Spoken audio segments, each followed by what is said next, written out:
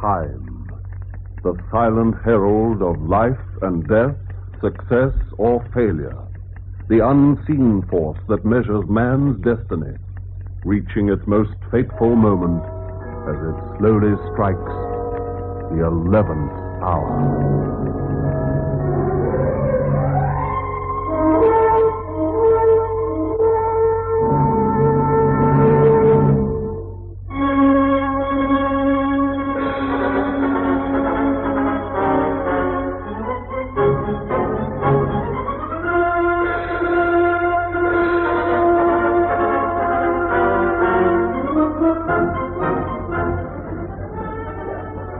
Must I wait upon the whim of a serving wench? More wine, girl, more wine.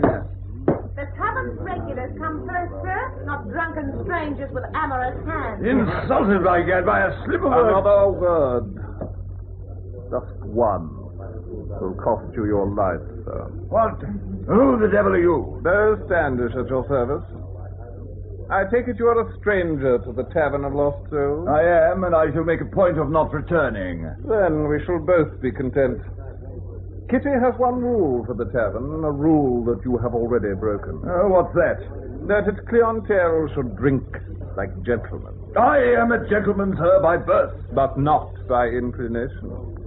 You guzzle your wine like a fat cow. By gad, You sir. dribble your wine over your lace like a blubbering child. God, And I should enjoy the privilege of running you through. Shall we meet at dawn? I am no swordsman, sir. Then pistols, perhaps?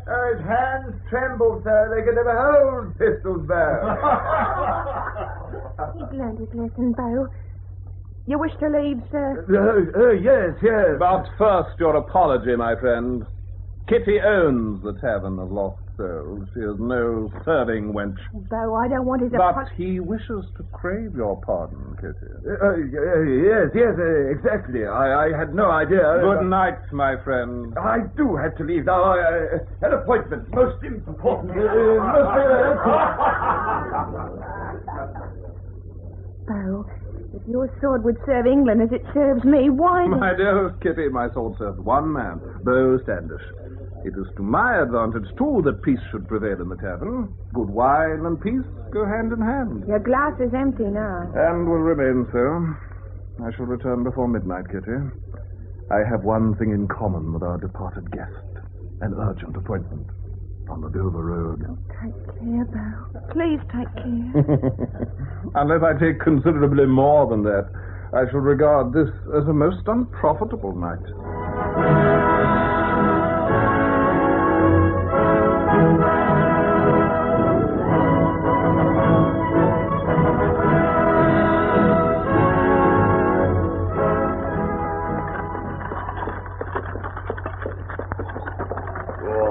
Deuced uncomfortable night, Margaret.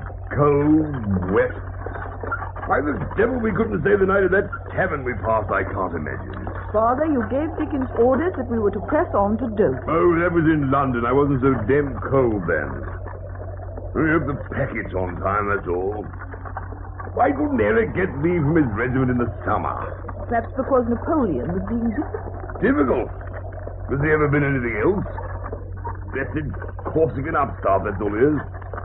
Where's that any gumption that had driven him out of Spain months ago? As we British were driven out of America, Father. Margaret, I'm tired of being reminded in the middle of every discussion that 20 years ago I was betrayed at Saratoga. My regiment could have fought on indefinitely. I know, Father. If it had been left to you, America would still be a British colony. Yeah, well, there's nothing to laugh about, Gels. Total disgrace. Another thing, Stand and deliver! What the devil? Who are there? Steady! Who are? Dickens, what are we stopped for? Well, places to stop a coach. Throw down that horse pistol, my friend, or I shall perforce shoot it out of your hand. Well, you best be on your way. This is the Earl of Crittenden coach. Then I am indeed privileged. Steady, lad. Steady, girl. The pistol. I'm waiting. Thank you. Come on, lad. Ah, highwayman. And me here like a fool without a pistol. Dickens! You're dismissed from his service! Steady, lad.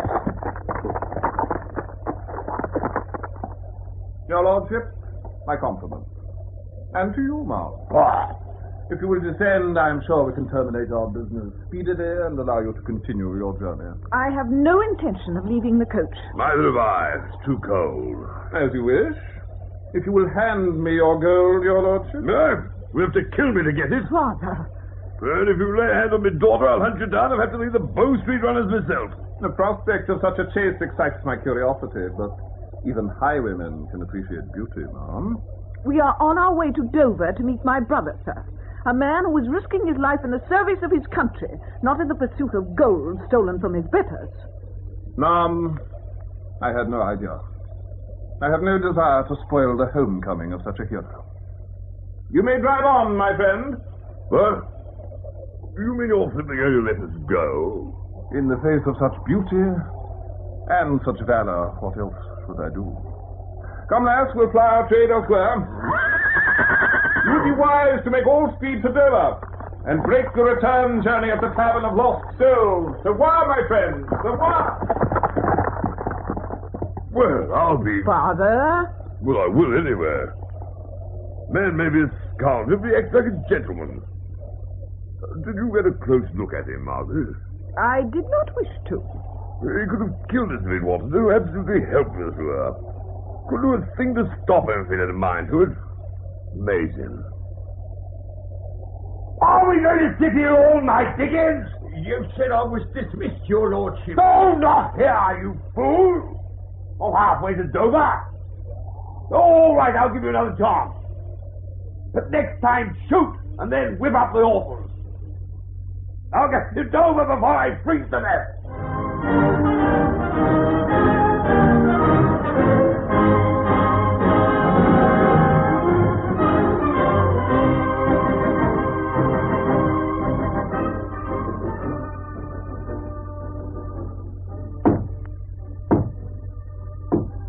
Come in.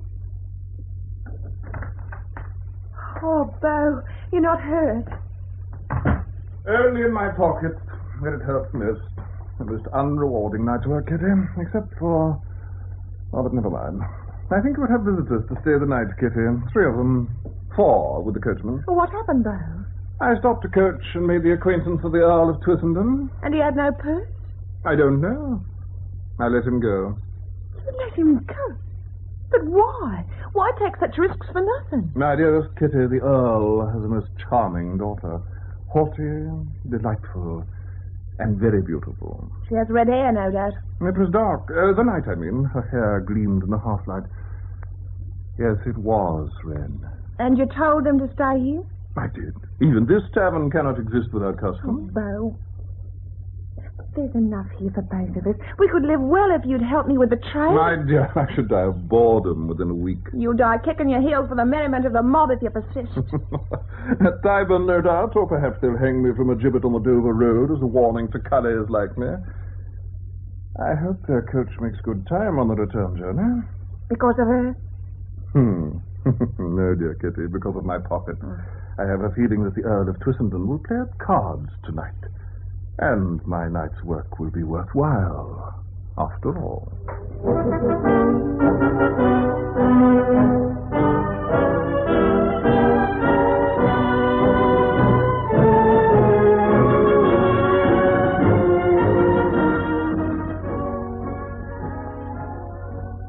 More wine, your lordship? Oh, thank you, I need it.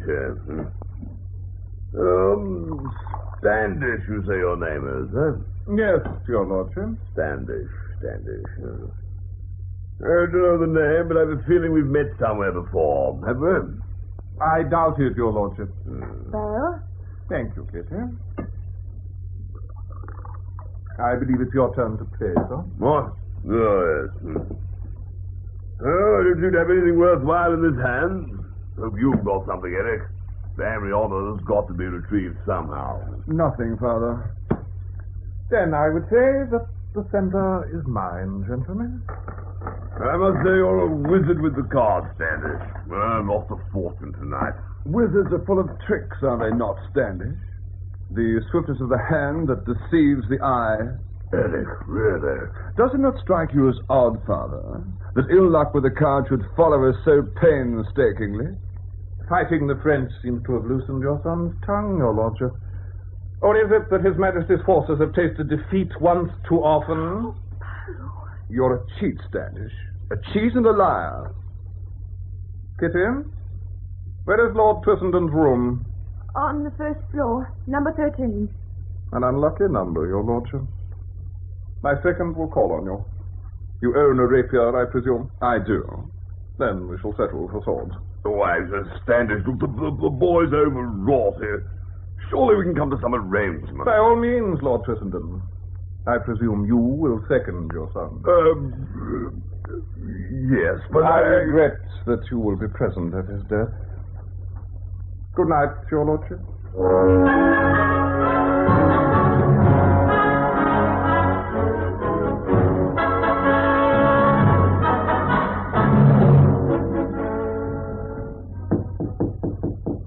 Come in. Your ladyship. I am not here by choice, Mr. Standish. Then why? I have come to plead for my brother's life. Your ladyship. I know who you are, Beau Standish. It was you who held us up at Pistol Point earlier tonight on the Dover Road. I've talked with Miss Kitty, and she tells me that you cannot kill him. You cannot.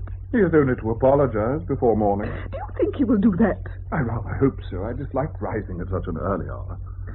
My father knows Eric was wrong. You did not cheat. There is always the possibility that your brother might kill me. I know everything about you. Your skill with a rapier. How many men have you killed, Beau Standish? The ones who use such words as cheat and liar. But if you are a gentleman... Ah, but I am not. I was born into the gutter, in Cheapside. My clothes are the finest that ill-gotten money can buy. My lace is imported from France. My sword was a gift from the great Sardini himself. My hose is imported from Spain. But even so, I am not a gentleman. You had a chance earlier tonight to rob me. Even kill me if you had wished. You did not do so then. I beg you, do not do so now. Do not rob me of my brother. Your hair is even more beautiful than I thought. Miss Kitty has told me of your prowess with a rapier. Could you not defend yourself and let your brother live? Lady Margaret, I hesitate to dwell upon the consequent blot upon my reputation, but live he shall. Now it is long past your bedtime, Lady Margaret. Go to your room. I give you my word that this is one affair of honor I shall contrive to lose.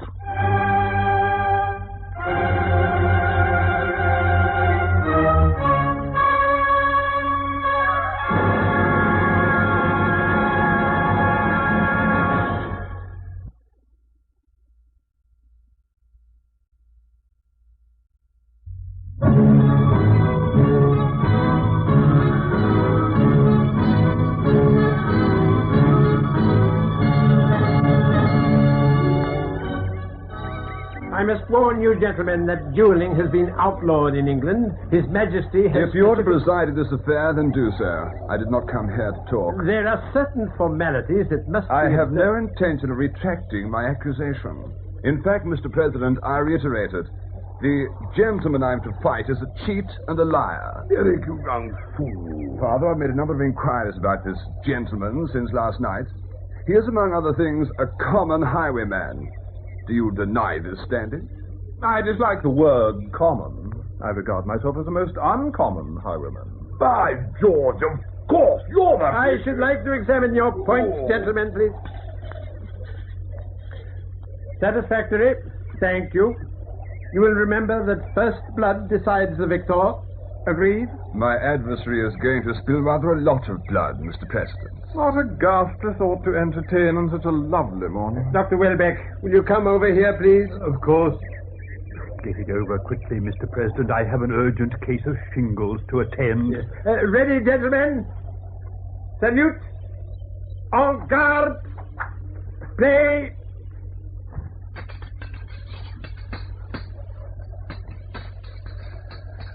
I thought the army favored the Italian school, Lord Eric. Have at you. Relax your wrist, Lord Eric. Gently. Your fingers should caress the hilt. I am not in the cell now, Standish.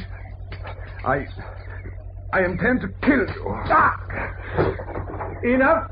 First blood to his lordship. Doctor, will you attend Mr. Standish? Mere scratch, Doctor. Let me see it. Roll up your sleeve. The greatest duelist in England. As a bout, I find it very disappointing. Eric, my boy, our coach is waiting, and A moment, Father. Should we meet again, Standish, I shall kill you. Do you understand? It's nothing serious, Mr. Standish. A little blood, that's all. Good morning, gentlemen. Wait for me in the carriage, Eric. Standish, I should like to talk to you for a moment. We have nothing to discuss, Your Lordship. I saw you drop your point after Fenton's attack. It was almost as if you guided his sword into Gray's arm. I assure Your Lordship you are wrong. I'm deeply grateful to you, Standish. Very fond of my son, the only heir. Deeply grateful.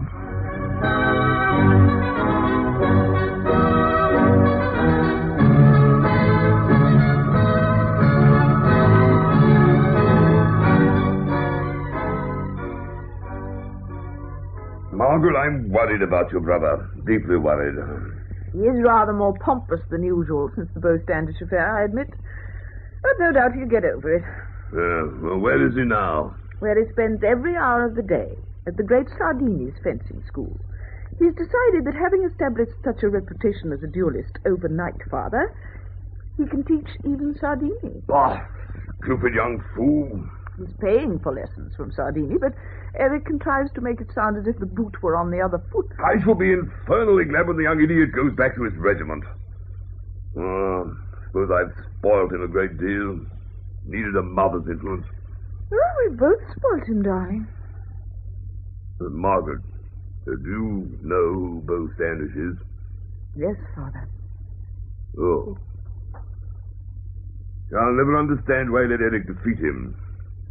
The first few moments of the duel, he made Eric look like a lumbering fool. Masterly, masterly. It was almost as if he wanted to lose the fight.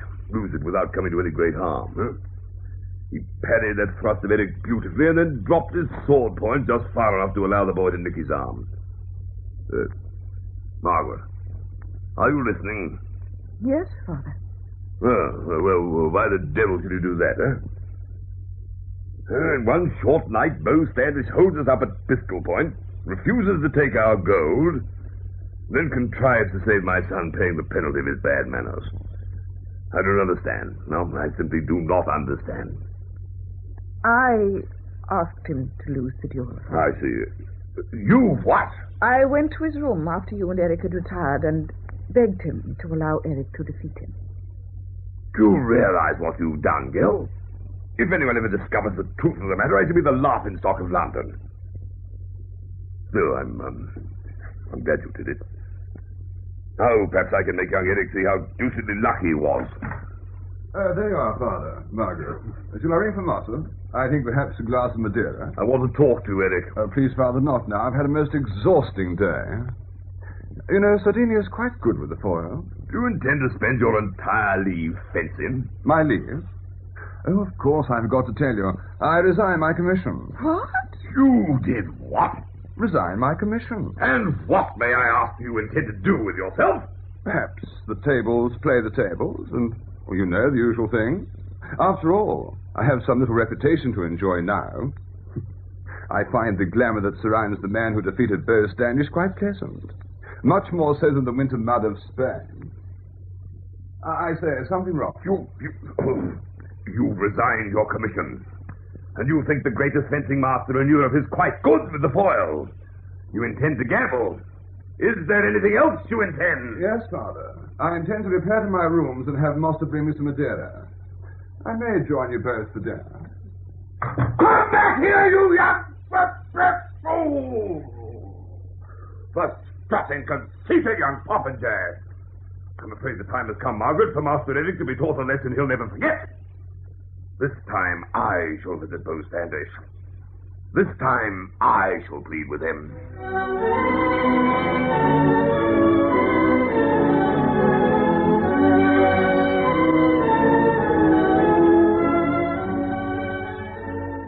I should like to make sure that my ears are not deceiving me. As I understand it, you wish me to challenge your son to a duel. Is that right, sir? Quite right. You wish me to defeat him? I do. But he is not to be more than scratched, at most disarmed. Correct. I see. May I ask why? Because ever since you fought him, he's been more arrogant than ever. I know perfectly well that you allowed him to defeat you, Standish. I knew it at the time. And since then, Margaret has told me that she... well, she told me. At the risk of offending you, sir, how is it that such a paragon should possess such an obnoxious brother? I don't know. Wish I did. I don't want him hurt, though. Not physically, Standish. Exactly. I understand. Is everything all right, though? Dearest Kitty, everything is well. Well, just come to the door and yell when you want some more wine. May I ask you a question, Bo? Oh, I presume I may call you Bo. Of course. What is it? How did this tavern get its name, the Tavern of Lost Souls? I christened it. Really? When Mistress Kitty's parents died, they left her the tavern. I was passing one night on my way to a meeting, such as our first, and stopped for refreshment. The parlour was full of men in their cups, and amongst them stood Kitty, with a flagon of wine held high above her head, as she fought to disengage herself from the arms of a drunken sot. Exactly. It was like a scene from the Inferno, my lord. The firelight, the candles, and the tankards spilled on the tables. Well, then isn't it time it was christened again? I think not. There's no more famous or quieter tavern now between here and the coast. Bo, will you do me this favor? In regard to my son. On certain conditions, sir. Oh? First, that you and Lady Margaret attend the duel. Secondly, that Sardini himself shall preside. Sardini? Yes, I spent 5 years in Spain under the guidance of Sardini. I owe my skill with the sword to the maestro. It is fitting that he should be there.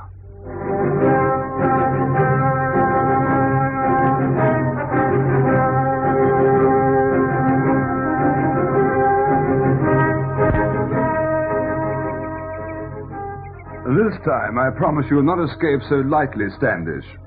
I'm glad to have this opportunity of demonstrating something that you seem to have found hard to believe, Sardini. Your gladness is no greater than my own, sir. You have met my opponent, I trust? We have met, yes. Your seconds are ready? Oh, I'm quite ready, Master. And you, Senor Standish? Of course, Maestro. You will attend, Doctor? I am ready. Then, gentlemen, let us commence. Salute. On guard. Play. There is no hurry. We have time to play. Was that shirt made in Spain, sir? It was. I dislike the cut. Allow me to improve the styling. Why, you... I'll kill you for that. With or without your sword, your lordship. Sheer luck. I lost my grip. Then pick up your sword and try again, sir. You will retire while he does so, Senor Standish. Back 3 places, if you please. Of course, Master. Your sword, Vigor. Thank you, Father. On guard, Standish. Defend yourself. Your cravat is abominable, your lordship. Abominable. At least you will now find it easier to breathe. It will not be long before you cannot breathe at all, Standish. blade should dance, my friend, like this and this. Your cut position is low, your lordship. Too low, your lordship, allowing me to thrust like so. Oh. Enough. Doctor, you will attend him. At once, Maestro. My boy, are you all right? Eric, are you hurt? Get away from me. Get away. Leave me alone. Thank you, Standish. Thank you. I've no doubt that now he'll return to his regiment. And, that purse you requested on the Dover Road is yours. I shall send it to the Tavern of Lost Souls. Thank you, sir. I'd better go and attend the boy. I think he'll need me now.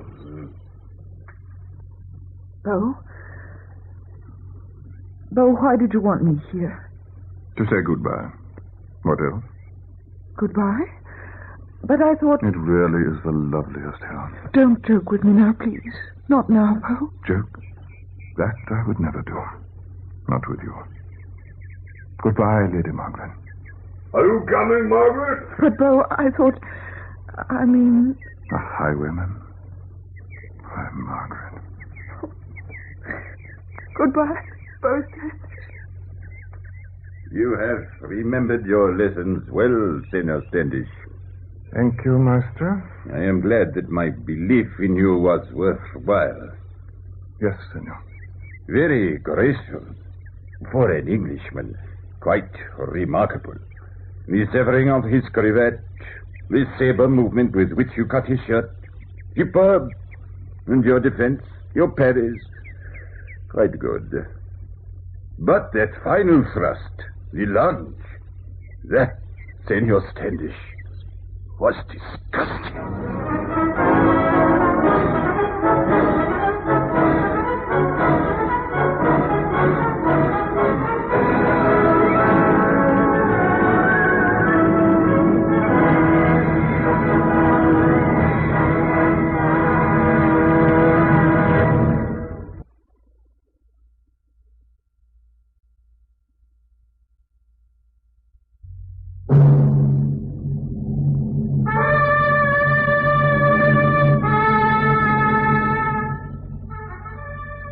Be listening for another mounting drama when we again present The 11th Hour.